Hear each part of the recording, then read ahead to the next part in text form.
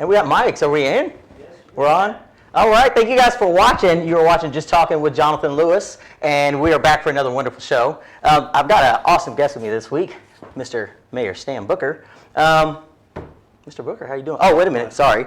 I got to give shout-outs to Mr. Dudley in the background, operating master control before anything. How you doing, Mr. Dudley? Good. How's everything been going for you? Great.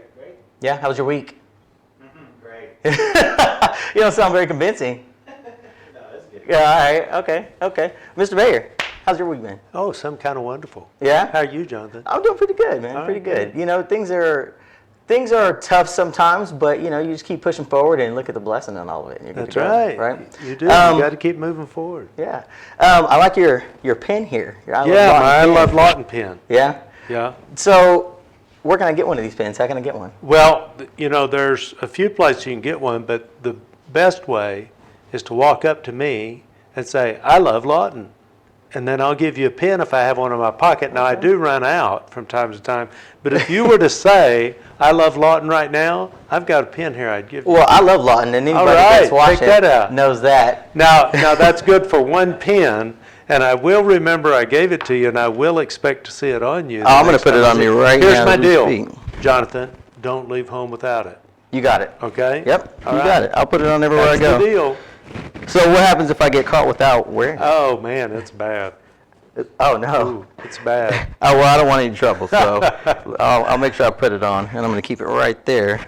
There it is. I love Lawton. I wish we could get a close-up shot on that, but we can't. So there it is. So if you heard it, guys, straight from the mayor's mouth himself. If you see him and you say, I love Lawton, he's going to give you one of these awesome If I have one in my pens. pocket. Now, I do run out from time to time. If I get in trouble for not wearing it, what if you don't have any for somebody? What happens with you? Then I owe them one. You own one?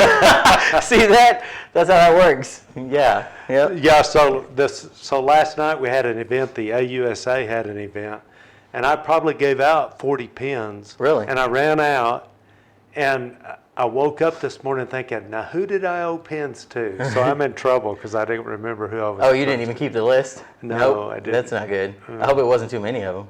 There were just 2 or 3. Well, yeah, just hope people don't start asking you for $1 or something every time you No don't have kid, one. hey, Yeah. don't give them any ideas.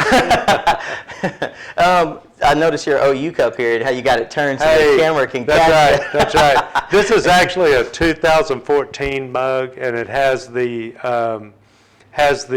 schedule on it. So I apparently got it before the season started, Okay. 2014, and my son got this for me. And I actually as much as I've used cup, this is the first time I noticed it had the schedule from 2014 on it. Really, I that's just cool. always It's a looked nice at looking those. mug. I like the colors on it and all that. You know, I can't keep a mug for too long. I always seem to break the handles off of them. I don't know what happens. So I've got like 4 cups inside that you know, they're like handleless coffee cups. So you know, of course, you defeat the purpose of the coffee cup. There and you don't go. have the handle, so I end up There you burning go. my fingers a lot. Pretty good for stuff like that. Anybody that knows me will tell you that. I'm pretty clumsy at things like that. So we got you here today because I wanted to ask you a few different questions. And I know there's a couple of things that you're wanting to talk about.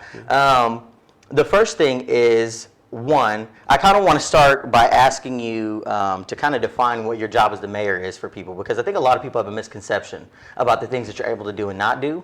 And so I think that before we go into those other conversations, it will kind of give more benefit to people to kind of know more what your role is that you fulfill. Okay, that's good. Now, the mayor's job can be somewhat what I want it to be. In other words, I can just be a guy that does ceremonial stuff and signs things. Go to grand openings, go to give proclamations, things like that. If people see my Facebook page, on Saturdays I go to a lot of events. And I'm doing that just to encourage people, because the mayor is like the encourager in chief, okay? Right. Part of my job is to uplift the community and their spirit. And that's one of the reasons I've got these. These are uplifting, and they always give us something. We feel good about them, make us feel good about our community. And that can be what my job is, and I can just limit it to that and running the meeting, okay? I run the meeting of the council meeting. So I'm in charge of running the meeting and keep an orderly conversation so that we can hopefully don't get in arguments. Right. You know, one person talking at a time. Kind of mediating. Things like that, right. And it's, well, it's, you pretty much we use a loose Robert's Rules of Order. It's not a strict Robert's Rules of Order as we manage the meeting. It's very loose. What is that, Roberts? It's kind of like the guidelines for... It's guidelines for a meeting to keep conversation and debate going good without stepping on each other, stuff like that. Okay. So it works good, and that can be my job. Now, I didn't run just to do that. Right. I love that part. I love the part of going and visiting people. I love the part of going to events and showing up at kid events or this event or that event. Going to see, like in the summer, one of the couple of my favorite things was going to a Kool-Aid stand. Okay? Encouraging the kids. They're learning about making money and about the entrepreneur system. Mm-hmm. Another one of my favorite things was going to Jack and the Beanstalk that had all kids in it. And then going to another kid play, I don't know if that's the right way to say it, but it was Peter Pan. Oh my gosh, the kids did so great. Was it like at the theater, the community theater? Peter Pan was a big production, and it was at McMahon Auditorium. Really? And Jack and the Beanstalk was not as big a production, but it was still fantastic. And it was at the Lawton Community Theater. So I enjoy doing that, but that's not all I want to do. I want to move our city forward, and I want to be a catalyst for that. I can't do it alone. Right. And it takes the council working together, and I think we have the council working together, and I think we all basically have the same goals to move forward. Obviously, there are 9 people counting me, 8 council people, me. So you're going to have a little bit of differences of opinion, and that's okay. If we all thought 100% alike, life would get pretty boring, wouldn't it? Right. But the council understands the TIF and how important the TIF is, tax increment financing. I don't know if you've been hearing about that. I have heard about it, but actually I don't really know a lot about what is going on with that. I know that's one of the things we're going to talk about. Okay. Was the TIF and the CIP. And the CIP, the council's bought into the CIP, and what we had to do there was change the way we think, because we've always done these real short CIPs. And the problem is I'm a planner, and I come in a business where you plan 10 to 20 years out, the real estate, commercial real estate market. Mm-hmm. You know, every piece of commercial real estate I have a 10-year plan minimum on it, and some of them 15 to 20. So it's extended a bit of ways out. Real fast, what is CIP? What does it stand for anybody who doesn't really? Typically it stands for Capital Improvement Program. It can stand for Community Improvement Program. Oklahoma City calls theirs MAPS, Metropolitan Area, I forget what the P is, but it's, the point is you're doing something to advance your community and make things better. Right. Okay. So whenever, okay, so like the TIF and the CIP, they're related to one another? No. Okay, so they're not related. So only mildly related. Okay, so they're not really and attached. Explaining them, they work together to meet the goals of the city. The TIF, tax increment financing, Okay. is this TIF that we're using is only an industrial development TIF. So the money can only be used for industrial development things like recruiting a company and giving them an incentive to come here. Okay. Buying land to give to them, something like that. So they might actually house themselves here. That's right. Okay. Or infrastructure, like a new gas line to a piece of property so that a company can use that. Or a new gas line to the industrial park. Or building a road or redoing a road. The number one rule of industrial development is take care of what you have.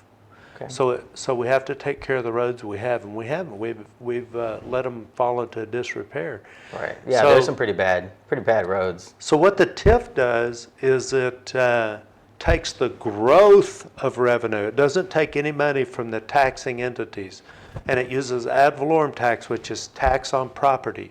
Okay. And what it does is it draws a line, and for 25 years, the taxing entities, which are the public schools, the county health department, Great Plains Tech Center, and the city. The taxing entities all get money from that. And so what we do is we draw a line as of January 1, and any growth above that because of work that's done goes into the TIF to be spent on incentives, infrastructure, or preparing the workforce.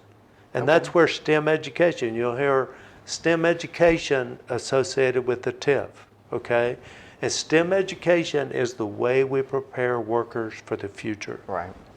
Starting them when they're younger. That's right. As high school students, junior high, whatnot. STEM actually goes pretty young, though, to elementary and whatnot, doesn't it? That's right. Yeah, so they start really young. Let's take the TIF, this first TIF that we'll do, and we have a TIF plan that could result in many more at the industrial park and at the South Industrial Park, which is at the airport, on the south end of the airport. So Republic Paper is doing an expansion that costs $94 million. Over 25 years, they'll put $15 million into taxes. Oh, wow. That $15 million will go into the TIF. The TIF will pay out 25% net benefit to each of the taxing entities, okay? So then the money that's left, 10% will go to STEM education at Cache Public School, Lawton Public School, Great Plains Tech Center, and Cameron University, preparing the workforce for the future, okay? Then the rest of it goes into incentives or infrastructure. Okay. And it can only be spent that way. And so you have two lawyers watching you all the time. One that works for the authority that we use to manage it called Lawton Economic Development Authority, LEDA. Okay. And that's an authority of the city, and they'll manage that contract and manage that money the way it says that contract. And then everything they do has to go through the city council, so then the city attorney's watching it too, to make sure that you do what you're supposed to do. So there's checks upon checks upon That's checks right. to make sure that everything's going how it's supposed That's to. right. So you're saying over the next 25 years they'll put that much. Now, of course, I'm not going to do the math to the year, but like, do you have a roundabout idea how much that is yearly that would be going to that tax just from, say, Republic Paper? No, you could say on average it's what, 750,000 or something, probably. Yeah, that sounds maybe about right. 600. But when you're talking about a lot of this is on new equipment, and that depreciates every year. So the tax is here, and it gets less every year until it gets to 20% of value. So it's a kind of a declining model, but the real estate might be going up. So it's you have to hire It's people. kind of a balance. Hire people with good computers and spreadsheets to figure that out. Yeah. So now, with the TIF being what that is, the CIP. Now, the slides that you have us showing today, those are for the CIP. That's right. Okay. Do you want to go ahead and start talking about that? They're not all about the CIP. They're about the status quo. Oh, okay. The way things are today. And the slides we're going to show tell us why we need to do the TIF and why we need to do the CIP. Okay? So let's show the slides, talk about them, and then we'll talk about why we need to do the TIF and CIP and how the TIF and CIP will change the data. Okay. Mr. Dudley, you mind putting that first slide up there? All right. And then he'll just let us know as we're going through them. So we're on that first slide. It's up. Okay. If you want to just go ahead and tell us what the viewers are seeing. We can't see it here. Okay, we're on the first slide. This is the population decline over the last decade. Now, the two black dots on there, Johnathan, are from the Census Bureau, okay? And I just got those off the Census website. Anybody can do that. The other data is extrapolated with the red dots annually by the number of active water accounts that we have. Okay. So we just take the 2010 census data, divide it by the number of active water accounts, we get 3.3 people per active water account.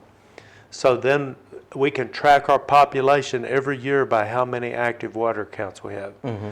Then the Census Bureau is also estimating. So that's what the black dot is. And you can tell by looking at the numbers, we were pretty close. But we've had a significant decline in population. And if you go back to 2009, you can add even more of a decline from that, according to our water data. Now, slide 2, are we on that yet? Go ahead and hit that next one. Now, while he's changing that slide, the population decline, I remember you and I had a conversation before, and you said it was somewhere around close to 9,000 people we've lost? Yeah. Since what was it? 09, 07, 8, something? and 9, yeah. What does that say about things in our area, like in general, if Well, it we're says- losing people like that? Well, it says we're very dependent on the military because there's a drawdown of the military and some, BRAC happened and we gained a lot of people. Do you remember that? Yep. They brought in, wasn't it a couple of sweeps where they brought in like 30,000 and 40,000 or 20,000? Then all of a something like sudden they moved people out. Then the drawdown of the Army happened in 2013 where they downsized the whole Army. And so we've been losing people all through this. Wow. Now, once you lose those people and that money goes out of the economy, over a period of time it starts to affect other people and stores start laying people off, things like that. Or they don't replace somebody. And so that's how you end up losing. Now, what happens, I'm going to show you this housing start slide. We got number 2 up? Yep. Okay, this housing starts, if you turn on the TV and you're watching the news and they say housing starts are up, housing starts are down, that's a leading indicator of what's happening in the economy. Our housing starts are down 87% this decade. Wow. So what exactly is a housing start? Oh, that means somebody started building a new home construction. And it's down 87%. So there's been, 87%. that's crazy. So nobody's building new homes. We're here pretty down much. to 25 a year where we were at well over 200. Wow. Or right So- at 200, maybe I should. Now, do we think that that's because there's not enough money here, or like, what do you think? Okay, so to go on to I don't know if this slide or the next slide, how does the CIP affect that? Okay, let me go through these others and then I'll get on to Okay, how it affects, because it affects it all. If you'll work on getting slide 3 up there, I'll go ahead and start talking about it. This is a bankingrates.com or gobankingrates.com website. What they did was they evaluated the top 500 by size cities in the country. And they looked at data of the price a house was put on the market, the price it sold, how much of a difference it sold for compared to how much it was listed for, how many times the price was lowered. And they said Lawton, Oklahoma has the 11th worst housing market in the country. In the entire country? I think that's what that says, isn't it 11th? You'd think I'd remember, I talk about this all the time. And then they say the 4th worst market, 4th worst for houses underwater. And what being underwater means is that your mortgage is more than you can sell your house for. Wow, so it doesn't even have the We're resale the value. 4th worst for That's mortgage. crazy. Now, why is that? It's because you've lost so many people, and the less people you have, but we still have the same number of houses. Yep. So what we have to do is figure out, what do we need to do to get Lawton growing again? And here's another data. I don't have a chart on it, but another slide or another piece of data, I don't have a slide, is that our school population is declining. Makes sense, right? Because That's yeah, young if families. overall population's leaving, then children are surely amongst that. Now remember, school population declining means families, young families, right? Okay, so that's declining, but every school system around us is increasing. So what's happening is people are leaving the city. Now, it doesn't really matter. I don't know that many people are moving out of the city. Some are. But when people move away because of job transfer, like Fort Sill, the new people coming in are settling out of the city limits. Oh, so they're not actually moving into the city, but somewhere around Right. it, and then just driving in. Yeah, but you're still got people moving out because they get transferred out. So we've been in this declining mode, and that has caused housing prices to drop 10 to 14%, even more. Wow. So, whatever you paid for your home in 2010, it's worth 10 to 14% less. Wow, that's pretty bad. It is. And so the only way to make a change in that is get the population to start coming back. So we have to answer this question. What does it take to get Lawton growing again? That's the question we're looking for answers to. Now, I'm going to show this other slide on crime, because crime is one of the things that causes people to not want to come to Lawton. Right. And I catch a little flack for talking about this, but I don't believe in running for problems. I believe in running at problems. We're never going to change these stats if we don't do it purposefully. Right. So the chart shows, the bottom line on the chart shows the United States crime from 2000 to last year. And you can see that it's slightly declining each year. Crime is down since 2000. Then the next line up is crime in Oklahoma. And while it's higher than the national average, it too is lowering. Well, that ought to concern us all. But then that big line at the top, and there's a big spread, the big line at the top is Lawton. And so we have to change those stats. We are the most violent city in the state. I can't take it. We've got to change I mean, that. I knew things were bad here, but I didn't realize that we were the most violent. You know, I was, for some reason, I always thought, you know, that Tulsa was kind of worse than us, but I don't know.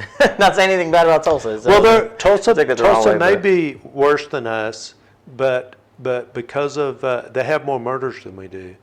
But because of other violent crime measures, we're the most violent in the state. So it's not just including that Right. degree of things. It That's right. varies in there. It's violent crime. It's rape, murder, assault, anything to do with a weapon. Right. Okay. Okay. So we're the most violent. We have to change it. We have to. Now, so how's the CIP going to do that? How's the TIF going to do that? Remember the question we're trying to answer. How do we get Lawton growing again? Right. Well, if we don't face crime, it's going to be very hard to get Lawton growing again. Even if we recruit an industry here, which is what the TIF is for, helping us inviting to industry. If we get an industry here, the people will all live around Lawton. Right. So if we get the crime under control, They might move we've into got to Lawton. become a place that young families want to live. Now, How I do don't know you- if to me, that says everything. To me, that says we have to address our failing parks that haven't had anything put into them for years. Right. We have to do the things that young families want to do. Get rid of the crime. Obviously, we don't get rid of 100% of it, but we've got to improve it. So that's the way the CIP addresses things like streets, sidewalks, parks, sports facility. You see what I'm saying? The kind of so- things that are going to impact and people's lives on a daily crime basis. prevention. Okay, so there's big crime prevention in this. Now, I got to tell you a story, and I hope we have time. I don't know what our time frame is here. What are we looking at, Mr. Dudley? At 7:37. 7:37. Probably about 3 minutes to our break. Oh, this is more than a 3-minute story. Okay. Well, I mean, we can push it a little bit further if you want to. I'm sure we'll figure it out, right? Yeah. Okay, all right. So Rick Lowe, who was a longtime director of the Juvenile Bureau, I hope I named it right, but he was the guy in charge of the Juvenile Bureau. And so he was telling me that before he retired, they received a 3-year grant. It was $100,000 for the first year, less the second, and less the third.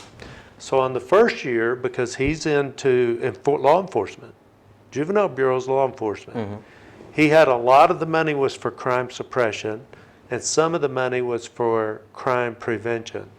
The results from the crime prevention were so good, the next year when the money got cut, he did away with suppression and put all the money in crime prevention in the second and third year.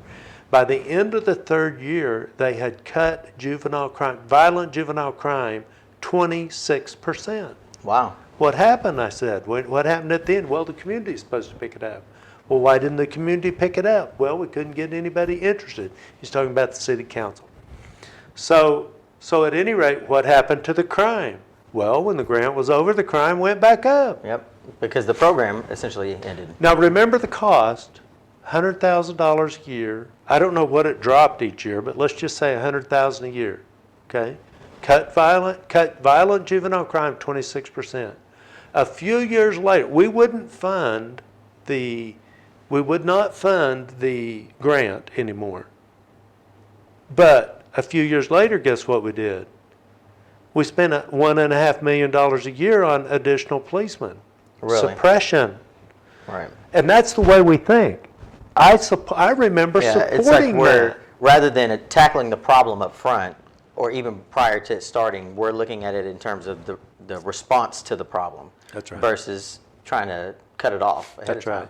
right. Which kind of brings me to some questions about like the CIP in relation to public safety and things like that. I know it has to do with funding being allocated, but what are some of the kind of things that it would go towards, perhaps, in regards to, like, say, programs or anything that people can be involved in or participate, so that they can actually see that, not only do we see that those tax dollars are going there, or that that funding's going there, but we're actually seeing it because we're becoming a part of it. So here's one of the things that's called community renewal, or We Care. And I think you came to the crime and community panel that I had, I don't remember, you might have been at the one that was the people from Shawnee. Yeah, that was the Okay, one well, I was at. that was community renewal. Okay. But I need to go to the other panel we did, which had the OU professor and some from Cameron and Right. one from the mental health, Oklahoma mental health. Now, what the professor from OU said, he said, I don't know anything about law, but I know crime, and crime is caused because of, I always say breakdown of the family. He said the breakdown of the neighborhood. Neighborhoods are different than they were when I was a kid. When I was a kid, we were running around playing, and if somebody saw us doing something we shouldn't, they knew our parents, and they called them. Today, we don't know the people that live across the street. Right. And we don't go check on Mrs. Jones that's a shut-in down the street.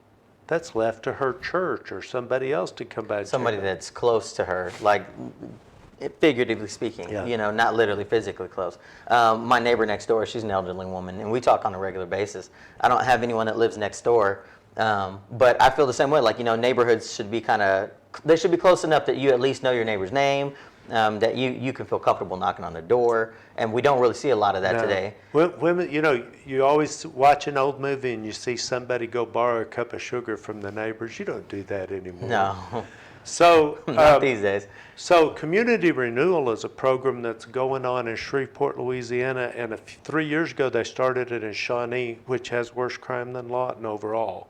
Okay? Really? Yes. So, but let's talk about Shreveport, because Shawnee's data is real fresh, but Shreveport has history. They've been doing it for a number of years. In the neighborhoods that they take this program in, they cut major crime over 50%. Really? Now, let me tell you the cost, $50,000 a year. Like it's a flat 50? For a neighborhood. Now, how big's a neighborhood? 30 blocks, a 30-block area. That's a pretty good Pretty size area. Yeah. Yeah. So $50,000, and let's just take an area.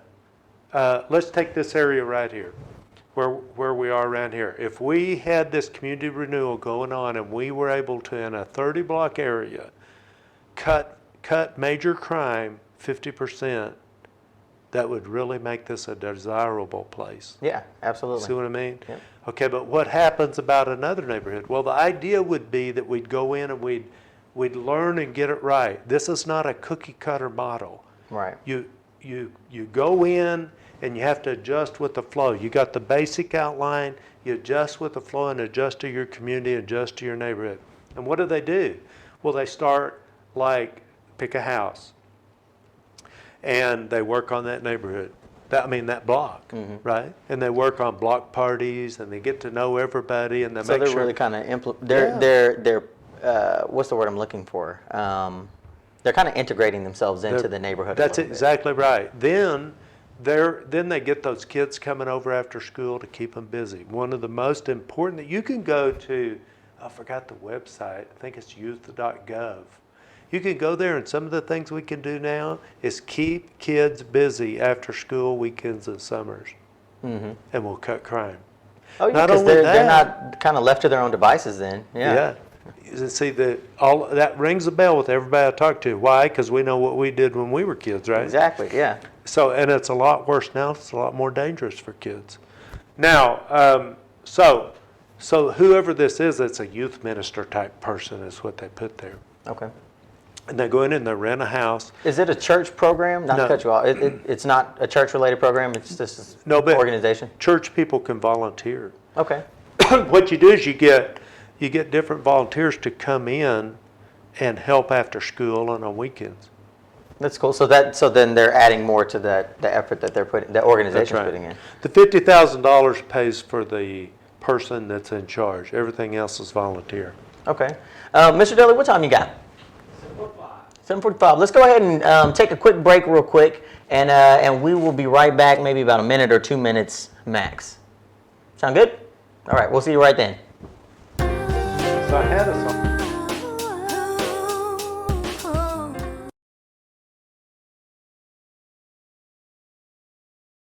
Bring your fur baby into Just for Canines and Kitty too. We have all of the best items for your cat, dog, pup, or kitten in stock. From pet beds to toys, we have everything you can think of. We carry the best selection of pet hygiene products and a huge selection of cat and dog foods. Spoil your pet by letting us give them the full treatment from massage to complete bath and grooming. We also offer our mobile grooming services. Be sure to stop in today or give us a call. Just for Canines and Kitty too, your pet's favorite place to go.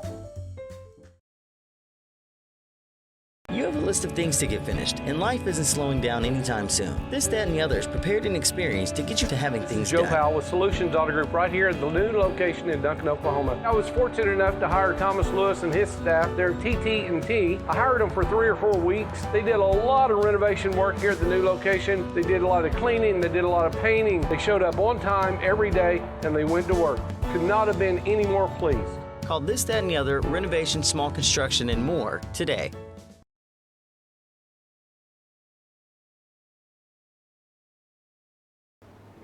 We're on? Yeah? We're back. Hey. Thanks for watching. You must like us if you came back to watch us, right? I'm just joking. We're sitting here with Mayor Stan Booker, and we've been talking about things like the CIP and the TIF, and how they relate to our city, and some of the things going on in our city as far as population decline and crime, and what we can kind of do, and some things to expect. We were talking about the organization, what did you say they were called? Community renewal. And, like, And you might slash see We these Care, little right? signs. You'll start seeing some signs because people are trying to get it going that are interested in it. And the little signs say We Care. Mm-hmm. It's really called Community Renewal / We Care. And the We Care, they'll come into the neighborhood and they'll get everybody to know everybody and get everybody going outside and checking on the shut-ins and things like this. Caring about people like we used to when I was Right. growing up. Then they have a place for the kids to go after school and things like that. Then they'll expand to another block, and they'll Kind do of the keep same moving thing. a little bit further and further. Yeah, and one person can handle, I think, is 30 blocks. Really? Yeah, So it doesn't take a whole lot. I guess that's why it's so inexpensive to kind of get the program rolling. right. So in the break, I'd mentioned some of the violence that we were talking about in the city that's taken place, and I'd mentioned how one of those shootings happened just a little bit down the ways from here.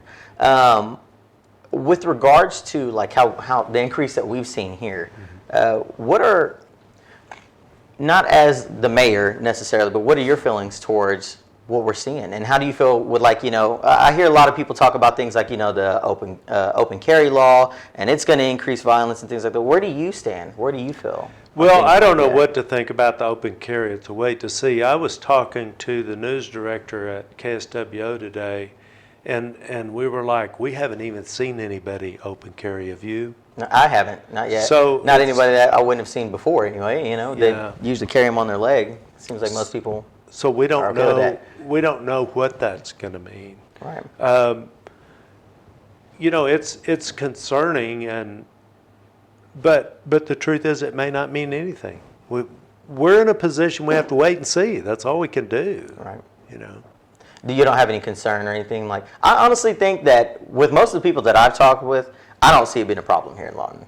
To be completely honest, I was surprised when. Did you hear about the guy that got arrested in Oklahoma City? Yes. For going into Twin Peaks, I think it was the restaurant. But from what I heard about that, and I don't know that my information is accurate, he was just kind of pushing the limit on everybody, thinking Trying to he see knew where he more can- than everybody else. But Now, that guy, he had different videos and things online where he'd been doing audits, self-audits, I guess.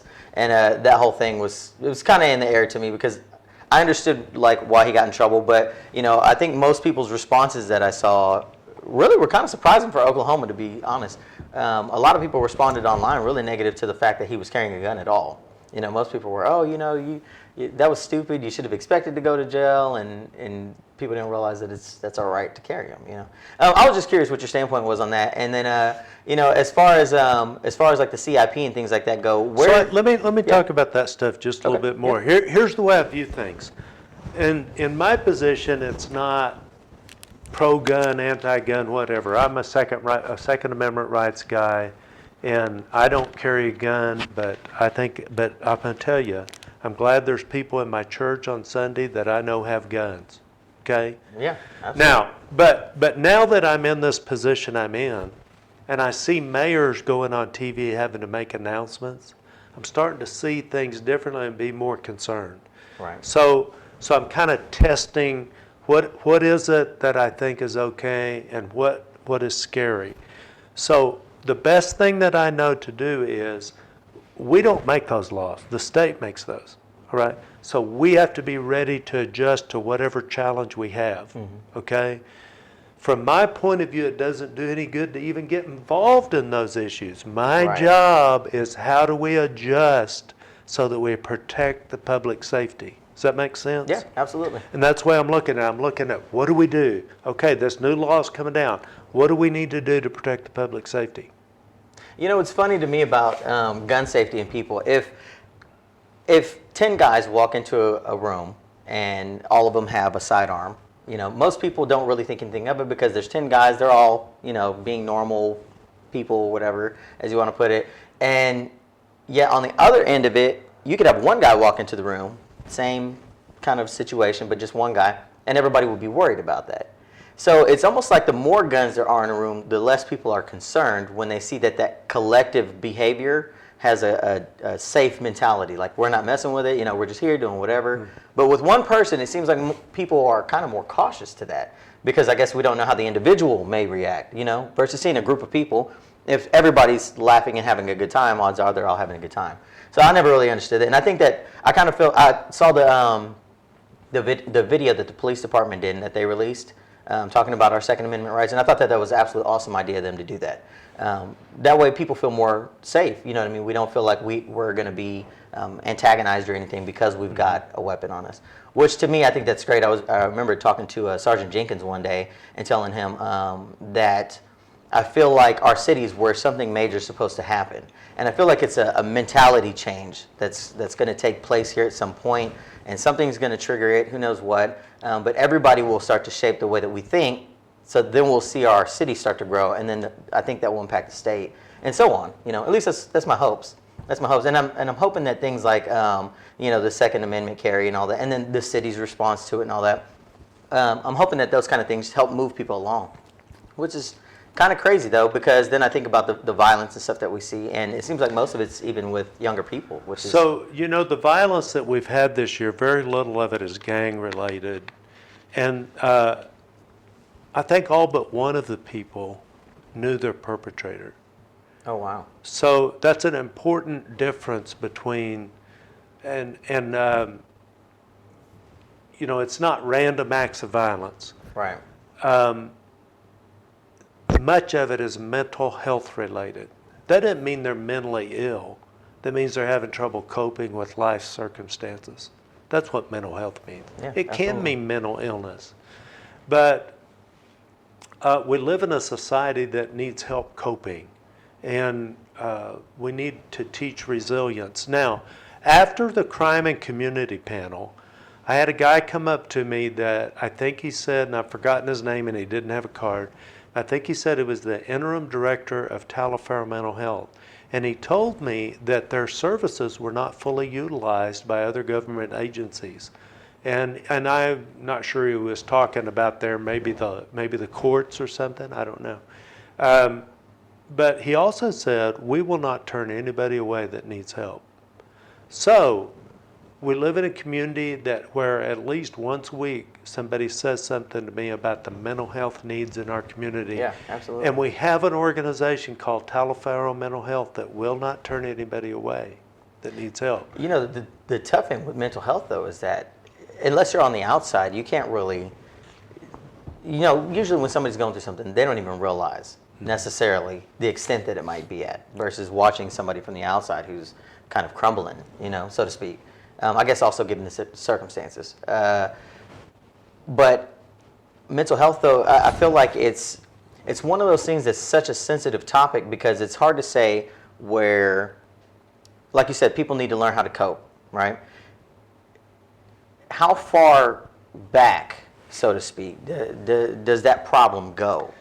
Because it can be something as day-to-day circumstances that might lead to somebody having a mental breakdown of some sort or something, or it could just be, it could be something that's maybe biological or something to that. So that's interesting that you asked that because the program that we had at the community or crime and community, I feel like I'm about to sneeze here. So the program that we had talked about, excuse me. Bless you. This is directly related to the neighborhood, directly related to having friends, directly related to your relationships and being able to talk about things with somebody. Maybe that's the role of that shut-in, is that shut-in has a few people that come by to check on her, and in turn she listens and gives a little bit of her or his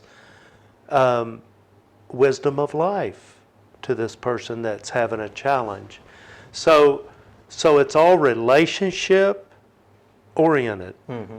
And so we have to, whatever we have to do, we have to help people to learn to cope. Okay?